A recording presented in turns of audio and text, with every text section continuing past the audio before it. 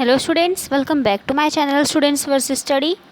आज हम इस वीडियो में करने वाले हैं क्लास 10th एनसीईआरटी इकोनॉमिक्स के chapter sectors of Indian economy के एमसीक्यूज़।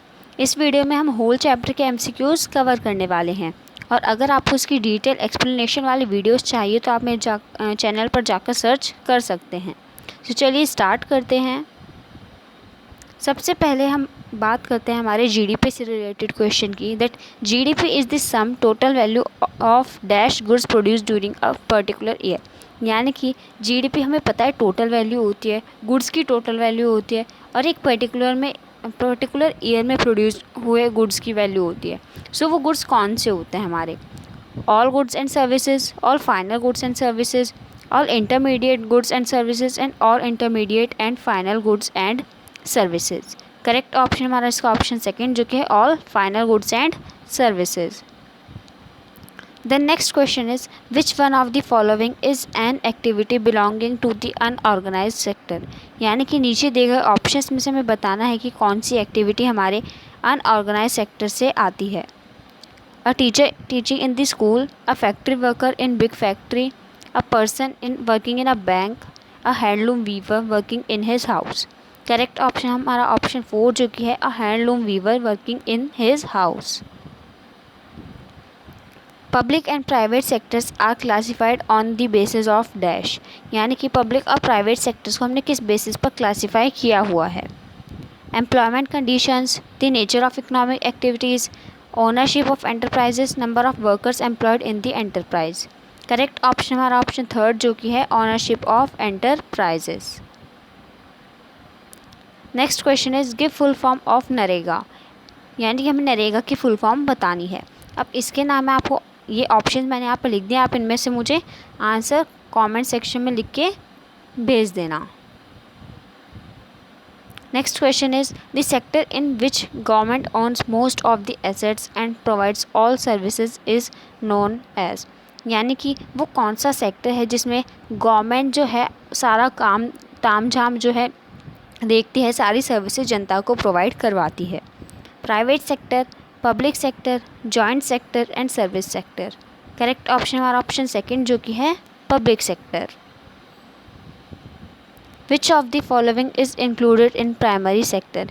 यानी कि हमें नीचे दिए गए ऑप्शन में से हमें बताना है कि प्राइमरी सेक्टर में क्या इंक्लूड होता है।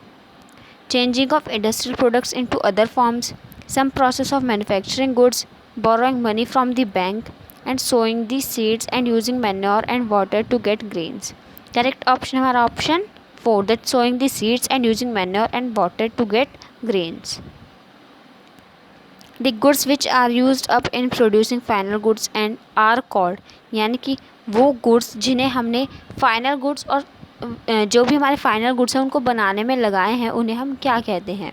ऑप्शंस हमारे natural goods, manufactured goods, intermediate goods and commercial goods. Correct option हमारा ऑप्शन 3 जो कि है intermediate goods. Which among the following sectors is registered by the government and follows rules and regulations. यानी कि नीचे दिए ऑप्शंस में से कौन सा ऐसा सेक्टर है जिसके बारे में गवर्नमेंट के पास रजिस्टर होता है और किसी तरह के रूल्स और रेगुलेशंस फॉलो हुए होते हैं? Tertiary sector, unorganised sector, organised sector and semi formal sector.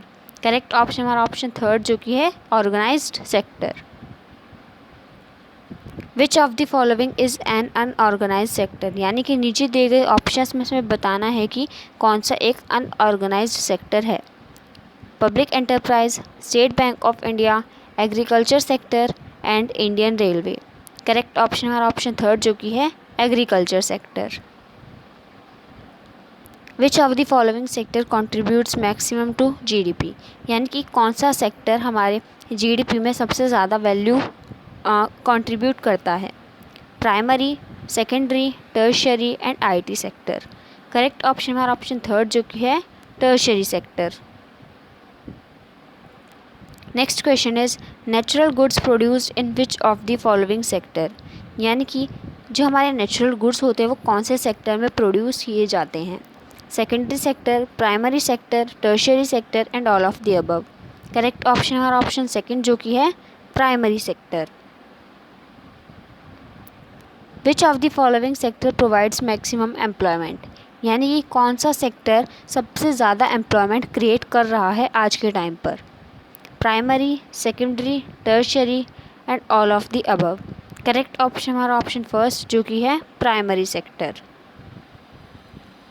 Information and technology industry is included in which of the following sector, यानी कि जो हमारा आईटी इंडस्ट्री है वो कौन से सेक्टर में इंक्लूड की जाती है। Secondary, primary, tertiary and none of the above. Correct option हमारा ऑप्शन थर्ड जो कि है tertiary sector. Reliance industry is included in which of the following sector, यानी कि रिलायंस इंडस्ट्री को हम कौन से सेक्टर में इंक्लूड कर सकते हैं। Public sector, organise sector, private and organise sector, public and organise sector.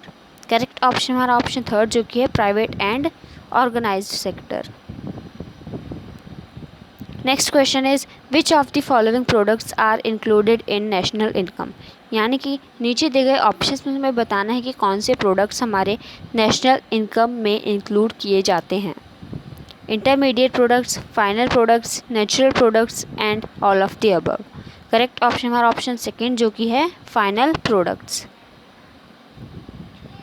In which year MNREGA was passed, यानी कि हमारा नरेगा जो है कब पास हुआ था। 2002, 2005, 2003 एंड 2004। करेक्ट ऑप्शन हमारा ऑप्शन सेकेंड जो कि है 2005। Final goods are those goods which, final goods कौन से गुड्स होते हैं that are ready for further processing, ready for storage, ready for consumption और sale and any of these. Correct option हमारा ऑप्शन थर्ड जो कि रेडी फॉर कंजप्शन और sale. Which of the following is an example of public sector, यानी कि कौन सा हमारे पब्लिक सेक्टर का एक एग्जाम्पल है। UltraTech cement corporation, Nerolac paints corporation, BSNL and all of these. Correct option हमारा ऑप्शन थर्ड जो कि है BSNL। Next question is disguised employment occurs when people, यानी डिस्गाइज्ड एम्प्लॉयमेंट कब देखने को मिलता है। When people do not want to work physically, are working slow for the whole day, are working less than normal hours of working, are not fully ready their work due to social status। तो इसका correct option होगा हमारा option सी जो कि are working less than normal hours of working। Which of the following profession belongs to the tertiary sector of economy, यानी कि हम नीचे दिए गए ऑप्शन में हमें बताना है कि कौन सा प्रोफेशन हमारे इकोनॉमी के टर्शरी सेक्टर से बिलोंग करता है। Fisherman, farmer, factory worker and teacher. Correct option हमारा ऑप्शन फोर जो कि है टीचर। अब आते हैं हम हमारे असर्शन रीज़न पे। अब हमारे असर्शन रीजन्स में जो है चार ऑप्शन होते हैं। पहला ऑप्शन होता है कि जो हमारा असर्शन और रीज़न है दोनों करेक्ट है और रीज़न करेक्ट एक्सप्लेनेशन है एक ही। सेकेंड ऑप्शन होता है कि असर्शन रीज़न दोनों सही है but R is not correct explanation of assertion. Then third option हमें कहता है कि असर्शन सही है और हमारा रीज़न गलत है। एंड फोर्थ ऑप्शन से that reason is correct but the assertion is wrong. So चलिए बढ़ते हैं अब अपने क्वेश्चन की तरफ। सबसे पहला क्वेश्चन है, असर्शन हमें कहता है not every good or service that is produced and sold needs to be counted to know the total production in each year, यानी कि अगर हम कोई भी चीज़ बना रहे हैं, कोई भी गुड और सर्विस जो है प्रोवाइड कर रहे हैं, प्रोड्यूस कर रहे हैं, सो अब उसको जो है हमें डबल काउंट करने की ज़रूरत नहीं है। डबल काउंट का मतलब अगर हमने उसका जो है फाइनल गुड और सर्विस की वैल्यू जान ली है, उसकी टोटल प्रोडक्शन के बारे में जान लिया है, तो अब हमें उसके इंटरमीडिएट गुड्स के बारे में जानने की ज़रूरत नहीं है। सो ये हमारा बिल्कुल सही है। The value of final goods already includes the value of all the intermediate goods. और रीज़न हमें कहता है कि ऐसा इसीलिए है क्योंकि जो हमारे फाइनल गुड्स हैं उनमें उनके अंदर ही हमारे इंटरमीडिएट गुड्स आ जाते हैं, तो अब हमें डबल काउंट करने की ज़रूरत नहीं है। सो ये भी करेक्ट है। सो उसका करेक्ट ऑप्शन होगा हमारा ऑप्शन ए कि क्योंकि ये दोनों जो है एक दूसरे से अगर हम इन्हें को रिलेट भी करेंगे सो एक दूसरे को जस्टिफाई कर रहे हैं। नेक्स्ट क्वेश्चन इज असर्शन हमें कहता है contribution of tertiary sector to GDP is continuously rising in India, यानी कि टर्शियरी सेक्टर का जीडीपी में कंट्रीब्यूशन जो है वो दिन ब दिन इंडिया में बढ़ता जा रहा है। सो ये बिल्कुल सही है। अब रीज़न हमें कहता है कि ऐसा इसलिए है क्योंकि इंडिपेंडेंस के बाद जो हमारी टेक्निकल जो चीज़ें थी, जो हमारी टेक्नोलॉजी से रिलेटेड थी फॉर एग्जांपल हमारा बैंकिंग, इंश्योरेंस, इंफ्रास्ट्रक्चरल डेवलपमेंट, ये दिन पर दिन जो है इनकी डेवलपमेंट बहुत ज़्यादा बढ़ती जा रही है क्योंकि जनसंख्या बढ़ रही है। सो ये भी बिल्कुल सही है और ये एक दूसरे को जस्टिफाई भी कर रहे हैं। सो इसका ऑप्शन होगा हमारा option A. Then next question, assertion हमें कहता है Rakesh is an educated and skilled worker who earns a high monthly salary as he is employed in a private bank in a city. यानी कि राकेश के बारे में यहाँ पे बात हुई है कि वो एक एजुकेटेड स्किल्ड वर्कर है जिसकी बहुत हाई मंथली सैलरी है, मतलब उसको महीने की सैलरी काफ़ी ज़्यादा मिलती है क्योंकि वो एक प्राइवेट बैंक में काम करता है एक सिटी में। ठीक है, ये बिल्कुल सही है क्योंकि वो प्राइवेट में कर रहा है और सिटी में है, शहरों में तो ज़्यादातर हाई सैलरी ही होती है। अब रीज़न हमें कहता है all service sectors in India are growing extremely well and each individual engage in any kind of tertiary activity earns a high income. यानी कि इंडिया में जो है सर्विस सेक्टर्स इतनी तेज़ी से ग्रो कर रहे हैं कि हर एक टर्शियरी सेक्टर में काम करने वाला व्यक्ति हाई इनकम कमाता है। सो ये बिल्कुल गलत है क्योंकि कहीं पर जो है ऐसा हमें देखने को मिलता है कि प्राइवेट सेक्टर में भी कहीं कहीं पर सिर्फ 3-4 हज़ार मंथली सैलरी होती है। सो ऐसा नहीं है कि हमेशा हाई इनकम हो। सो इसलिए इसका करेक्ट ऑप्शन होगा हमारा option C, that assertion is correct but the reason is wrong. Next question is, assertion कहता है Leela works 5 days a week, receives her income on last day of each month and gets medical facilities from her firm. यानी कि जो अब यहाँ पर लीला की बात हुई है कि जो लीला है वो हफ्ते में 5 दिन काम करती है और उसकी सैलरी उसको कब मिलती है, जब महीना ख़त्म होने वाला होता है तो महीने के लास्ट डे उसको उसकी सैलरी मिलती है और उसके साथ साथ उसको जो है कुछ मेडिकल फैसिलिटीज़ भी प्रोवाइड की जाती है उसके बॉस के द्वारा, फिर मतलब बॉस कह सकते हैं हम तो। और हमें रीज़न में ये बिल्कुल सही है वैसे, और रीज़न हमें कहता है Leela is working in organise sector, कि जो लीला है ऐसा इसलिए हो रहा है क्योंकि लीला ऑर्गेनाइज सेक्टर में काम कर रही है। सो ये भी बिल्कुल करेक्ट है, दोनों एक दूसरे को जस्टिफाई कर रहे हैं कि लीला जो है उसको मेडिकल फैसिलिटीज़ भी इसलिए दी जा रही है उसके बॉस के द्वारा क्योंकि वो एक ऑर्गेनाइज सेक्टर में काम कर रही है। सो इसका ऑप्शन होगा हमारा option A. Next question is, assertion हमें कहता है Mohan is a shopkeeper who pays his taxes on time, he has employed 2 workers Rakesh and Raghu in his shop, he pays them well, however none of the workers get any paid leaves in the year. यानी कि अब assertion में हमें कहा जा रहा है कि जो मोहन है वो एक शॉपकीपर है, यानी एक वो दुकानदार है जो अपने जितने भी टैक्स हैं उनको टाइम पर पे करता है और उसने जो है 2 वर्कर्स रखे हुए हैं अपनी दुकान में, पहला है राकेश और दूसरा है रघु। वो उनको भी जो है अच्छे खासे पैसे दे देता है, लेकिन अगर उन्होंने छुट्टी मारी है तो उनको उस वाली छुट्टी के पैसे नहीं मिलते हैं। सो ठीक है, ये बिल्कुल सही है। देन रीज़न हमें कहता है कि ऐसा इसलिए क्योंकि राकेश और रघु एक अनऑर्गेनाइज सेक्टर में एम्प्लॉयड है। ये भी बिल्कुल सही है क्योंकि अनऑर्गेनाइज होंगे तभी तो उनको पेड लीव्स नहीं मिल रही हैं। सो इसका करेक्ट ऑप्शन होगा हमारा ऑप्शन ए, कि जो रघु और राकेश है उनको पेड लीव्स इसलिए नहीं मिल रही क्योंकि वो अनऑर्गेनाइज सेक्टर में काम कर रहे हैं। Then next question is, when assertion हमें कहता है when calculating the total value of goods and services produced in a country, the value of all goods and services at each stage of production should be calculated. यानी कि जब हम किसी भी country की टोटल गुड्स और services की total value को कैलकुलेट कर रहे हो तो जितना भी उसमें सामान लगा है, बीच का, पहले का या फिर फाइनल गुड, हमें सबको कैलकुलेट करना चाहिए। सो ये हमारा गलत है क्योंकि हमें सिर्फ फाइनल गुड्स और सर्विसेज को काउंट करना चाहिए क्योंकि फिर हमारे वो जो है डबल काउंट हो जाते हैं। और रीज़न हमें कहता है at each stage of production some value is added to a good or service, therefore the value added at each stage of production is added to derive the total value of goods and services in an economy.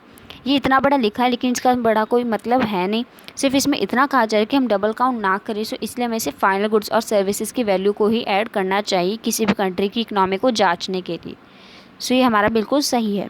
सो इसका correct option होगा हमारा option D, that assertion is wrong but the reason is right. Next question is, assertion हमें कहता है that in India the primary sector is the largest employer, यानी कि India में जो प्राइमरी सेक्टर है उसमें सबसे ज़्यादा लोग एम्प्लॉयड हैं। सो ये हमारा बिल्कुल सही है। रीज़न हमें कहता है ऐसा इसलिए that the demand for services gas services has increase enormously, कि जो सर्विसेज की डिमांड है वो बहुत ज़्यादा बढ़ती जा रही है, इसीलिए प्राइमरी सेक्टर जो है एम्प्लॉयड है। ऐसा तो नहीं हो सकता, लेकिन ये अपने आप में बिल्कुल सही है कि जैसे जैसे हमारी पॉपुलेशन बढ़ रही है उसके हिसाब से हमारे सर्विसेज की डिमांड भी बढ़ती जा रही है। और इंडिया में लोग जो हैं सबसे ज़्यादा प्राइमरी सेक्टर में एम्प्लॉयड हैं, बट दोनों एक दूसरे को जस्टिफाई नहीं कर रहे हैं। सो इसका करेक्ट ऑप्शन होगा हमारा option B. Next question is assertion हमें कहता है GDP shows how big an economy is, यानी कि जीडीपी हमें किसी भी कंट्री की इकोनॉमी के बारे में बताता है कि उसकी इकोनॉमी कितनी अच्छी है या कैसी है। रीज़न हमें कहता है GDP is the value of all goods and services, की जो जीडीपी है वो उसके अंदर हमारे सारे गुड्स और सर्विसेज की वैल्यू आती है। सो हमारे दोनों ही स्टेटमेंट करेक्ट है, दोनों एक दूसरे को जस्टिफाई कर रहे हैं। सो इसका करेक्ट ऑप्शन होगा हमारा option A. The next question is assertion हमें कहता है the development of agriculture and industry leads to the development of service sector, यानी कि जब एग्रीकल्चर और इंडस्ट्रियल सेक्टर में डेवलपमेंट होगा तो वो तो मामूली सी बात है कि सर्विस सेक्टर भी हमारा डेवलप होगा। सो ये हमारा बिल्कुल सही है। और रीज़न हमें कहता है as the primary and secondary sectors develop the demand for transport, storage, structures, banks, insurance etcetera increases, कि जैसे जैसे हमारे जो प्राइमरी और सेकेंडरी सेक्टर डेवलप करते हैं वैसे वैसे जो हमारे transport, storage, structure, banks, insurance, इन सब की मांग भी इंक्रीज़ होती है। सो ये दोनों ही हमारा स्टेटमेंट करेक्ट है और दोनों एक दूसरे को जस्टिफाई भी कर रहे हैं। सो इसका करेक्ट ऑप्शन होगा हमारा ऑप्शन ए।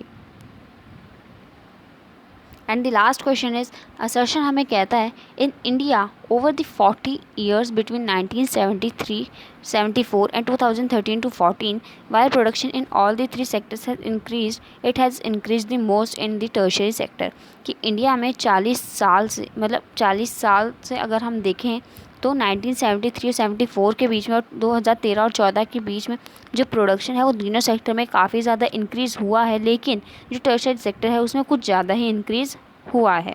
सो ये हमारा बिल्कुल सही है क्योंकि हमारा जो टर्शियरी सेक्टर है वो इन 40 सालों में काफ़ी ज़्यादा ग्रो कर चुका है। Then reason is tertiary sector is the only organized sector in the economy, so the government spends a lot of money for creating jobs in tertiary sector, कि जो tertiary sector है वो एक अकेला organized sector है। सो इसलिए जो government है इस पर बहुत ज़्यादा पैसे लगाती है कि जिससे कि जो है इसमें जॉब्स एम्प्लॉयमेंट जो है क्रिएट की जा सके। सो ये हमारा गलत है। टर्शियरी सेक्टर हमारा ऑर्गेनाइज सेक्टर ही सही है, लेकिन ओनली ऑर्गेनाइज सेक्टर है ये हमारा गलत है।